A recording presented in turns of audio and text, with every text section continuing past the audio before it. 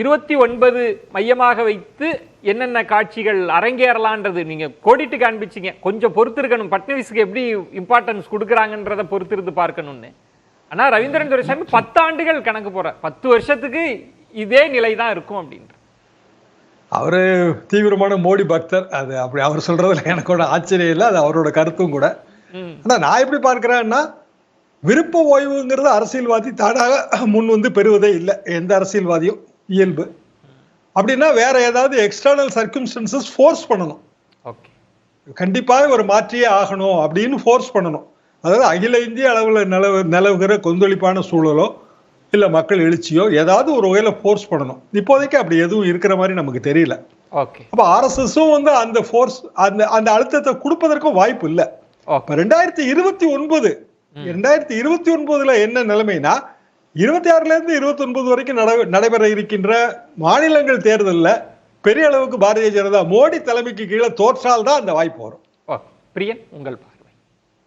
இல்லை, 29 சூழல் கண்டிப்பாக பாஜகவோட அரசியல் வரலாற்றில் ஒரு மாற்றத்தை கொண்டு வரதுக்கான வாய்ப்புகள் நிறையா இருக்குது. ஏன்னா பாக்கி சொன்ன மாதிரி 3 தடவை குஜராத் சிஎம், 3 தடவை இந்தியா சிஎம். அதுக்கப்புறமும் ஒரு கட்சி வந்து ஒரு தலைவரை நம்பிண்டு கட்சியை நடத்தினா அது அந்த கட்சிக்கே நல்லது இல்லை. ஆக்சுவலாக ஒரு கட்சின்றது வந்து ஒரு நதி மாதிரி ஓடிக்கொண்டே இருக்க வேண்டும். அது ஒரு இடத்துல ஸ்டாக்னேட் ஆகிடுச்சு வச்சுக்கோங்க, அது நாற்று அடிக்க ஆரம்பிச்சிடும் அது ஆக்சுவலாக. அதனால் வந்து மாற்றம் வந்து மாறாது, மாற்றம் ஒன்றே மாறாது. 3 பதவி 3 டென்யூரே ரொம்ப அதிகமான விஷயங்கள். தொடர் வெற்றிகளை கொடுத்தா கூட யாராக இருந்தாலும் மாற்றி தான் சத்திரணும். தொடர் வெற்றியை கொடுக்க முடியலையே. 240 இடங்களை எடுத்து மெஜாரிட்டி பெறல இல்லையா? ஸோ சரிவை சந்திக்க ஆரம்பித்து விட்டார் மோடி என்பதுதான் உண்மை. அதை RSS புரிந்து கொண்டு விட்டார். அவருக்கு ரீப்ளேஸ்மெண்ட்ன்றது ரொம்ப தயார் பண்ணுவாங்க. இன்னும் 4 வருஷம் இருக்குல்ல. இல்லைன்னு இல்லை, 14க்கு எப்போ தயார் பண்ணாங்க மோடியை? 11, 12 தான் தயார் பண்ணாங்க. அதனால 26க்கு அப்புறம் தயார் பண்ணுவாங்க, கண்டிப்பாக தயார் பண்ணுவாங்க. தோல்வியடைஞ்ச மோடி 240 எடுத்தாரு, என்டிஏ வாட்டு 293 எடுத்திருக்கிறார். அதனால வெற்றி பெற்றிருக்காரு, என்டிஏ வெற்றி பெற்றிருக்கு. வெற்றி பெற்ற வாஜ்பாயே 200 தாண்டினாரா? 240ங்கிறது பாஜக வரலாற்றிலே மிகப்பெரிய நம்பர். இந்த நம்பரை தாண்டி நம்பர் போனது மோடி தான். போனீங்க. ஆனா பிரியன் சொல்றது அதற்கு பிறகு ஒரு சரிவு இல்லையா? ஒரு பீக் அட்டைன் பண்ணிட்டு திரும்ப ஒரு சரிவு இருக்கு. அதை யோசிக்கவே மாட்டாங்க. அது அவருக்கு யூகம். நான் இந்த அனுபவத்துல இல்ல நம்பர் 29 நான் தான் சொல்ல வர்றேன். இந்த அனுபவத்துல பாடம் படிச்சுக்கிட்டாங்க. எந்த இடத்துல நம்ம சறுக்கணுங்கிறத அவங்க படிச்சுக்கிட்டாங்க, புரிஞ்சுக்கிட்டாங்க.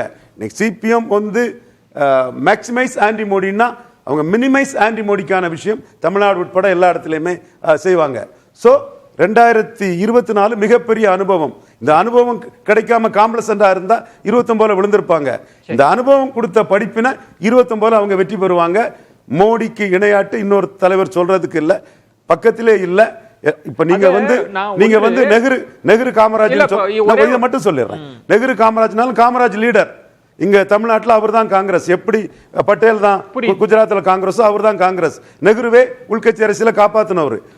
அமித்ஷா பொறுத்தளவுல மோடிக்கு லெப்டினண்டா இருந்து மோடிக்கு இதுல 2வது இருக்கிறவர். அவருக்கு கீழே தான் மற்ற எல்லாரும் இருக்கிறாங்க. அந்த இடத்துல மோடிக்கு நாமினியான அமித்ஷாவுக்கு கீழே தான் மற்ற எல்லாரும் இருக்கிறாங்க.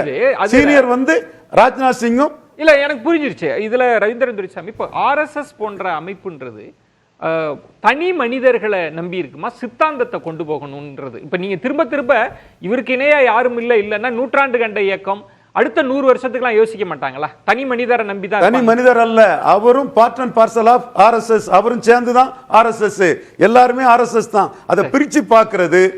மோடி இருக்கதை வரை நம்ம ஒண்ணுமே பண்ண முடியாது, தோத்துருமே நினைக்கக்கூடிய அரவிந்த் கெஜ்ரிவால்களும் இவரு சஞ்சய் ராவத்களும் குறிப்பா என் நண்பருக்கு அந்த அந்தஸ்தை கொடுத்துருவோம். RSS தன்னுடைய கொள்கை மட்டும்தான் கொள்கையை நிறைவேற்றுகள் என்பது ஒரு பக்கம் இருந்தால் கூட, அப்படி இருந்தால் இந்த இஷ்யூவை கிளப்பினது யார்? சஞ்சய் ராவத். அவர் சார்ந்து இருக்க சிவசேனா என்ன கட்சி? இந்துத்துவா கட்சி. அப்படின்னா கொள்கையோட சம்பந்தமாக இருக்குன்னு சொல்ல முடியாது. அரசியல் நகர்வுகள் என்பது வேற. அப்படி பார்க்கும்போது கூட நரேந்திர மோடி இன்றைய சூழலில் எல்லா விதமான திட்டங்களையும் எல்லாத்தையும் டெசிஷன் மேக்கிங்கில் கிளியராக இருக்காரு. அவருக்கு ஆப்போசிஷனும் ஸ்ட்ராங் இல்லை. இதெல்லாம் கணக்கு வச்சுக்கிட்டு தான் RSS தன்னுடைய ஆதரவை எக்ஸ்டெண்ட் பண்ணியிருக்கும் நான் நம்புறேன். ஒருவேளை மாற்றம் வந்தால் சொன்னது சூழல் மாறினா மாற்றி யோசிக்கலான்ற இடம் இருக்குல்ல. சூழல் மாறாதுன்றீங்க இல்லை, இப்போதைய நிலைக்கு மாறுவதற்கு இல்லை. மாறுமையானால் ஒரு கொஸ்டின் மார்க் போட்டுக்கிட்டு கமா போட்டீங்கன்னா, மத்திய பிரதேசத்திலேருந்து ஒருவர் வருவார், அவர் யார் என்று எல்லாருக்கும் தெரியும். ரவீந்திர துரைசாமி பாருங்க, இப்ப இன்னொரு தலைப்பு எடுக்கணும் போல இருக்கே. மத்திய பிரதேசத்திலிருந்து யாரு சௌகான் தான் வந்திருக்காரு, வேற யாரும் வந்திருக்காரு. சௌகான் தான் அதான் வந்திருக்காரு. ஏத்துக்க ரவீந்திர துரைசாமி அதை ஏத்துக்கிறது மோடியை பற்றி அந்த கேள்வியே எழாது நமக்கு. மோடி கேள்வியே அந்த இல்ல. கேள்வியே அல்ல. சில நிமிடங்கள் அடுத்தடுத்த முன் மாநில டெல்லி சட்டமன்ற தேர்தல் தாங்க. அடுத்தடுத்த மாநில சட்டமன்ற தேர்தல் எல்லாமே பெரிய பெரிய மாநிலங்கள். நன்றி. அதுல வந்து வெற்றி கிடைத்தா ரவீந்திரன் சொல்றதுதான் அது நடக்கும். என்ன காரணம்னா மோடி தலைமையில வெற்றின்னு ஆயிரும் அது. ஓகே.